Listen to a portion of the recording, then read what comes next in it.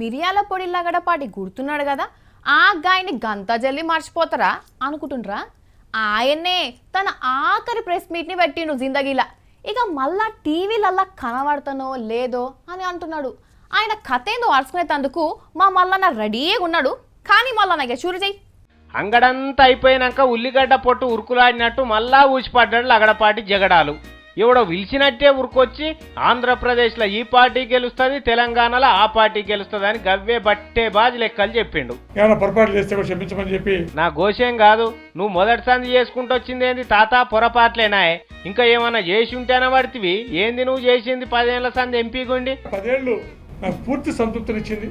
అదే ఏం చేస్తే ఇంత సంతోషమైంది? రాజకీయాల్లోకి వచ్చాను, నేను చేయాల్సిన ప్రయత్నాన్ని చేశాను.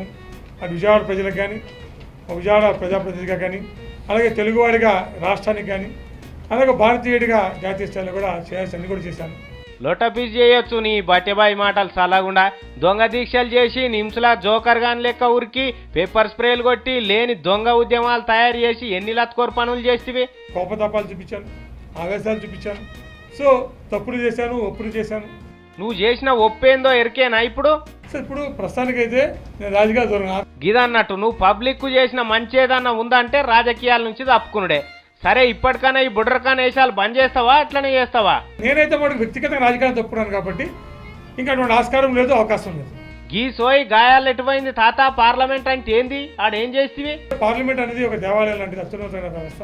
మరి గసంటి దాంట్లో మిరియాల పొడి పొగ పెట్టినవు. బట్ ఏదేమైనా ఒక భారత పౌరుడిగా అది సమంజసం కాదని ఖచ్చితంగా నేను భావిస్తాను. అయ్యో ఇయ్యాలొచ్చిన అది నీకు శరము, నీ శరం గరం చెయ్య. నువ్వు చేయంగా ఎంతమంది పొరగాలు పానాలు అర్పించిండ్రో ఎరికేనా? ప్రాణాలు అర్పించిన అందరూ కూడా మనం వాళ్ళకి అంత ఆత్మశాంతి చూడాలని వాళ్ళ కుటుంబాలు కూడా ప్రగాఢ సంతాపాన్ని కూడా తెలియజేస్తాం. మళ్ళా కనబడకిగా చివరి ప్రెస్ మీట్, రాజకీయ ప్రెస్ మీట్, ఆఖరి ప్రెస్ మీట్ అని చెప్పి అందుకే మీ అందరూ కూడా ధన్యవాదాలు తెలియజేస్తాం. దరిద్రం పోయింది పో నీ తోటిగా. ఇగో గిదమ్మ లగడపాడి చేసిన పనితనం.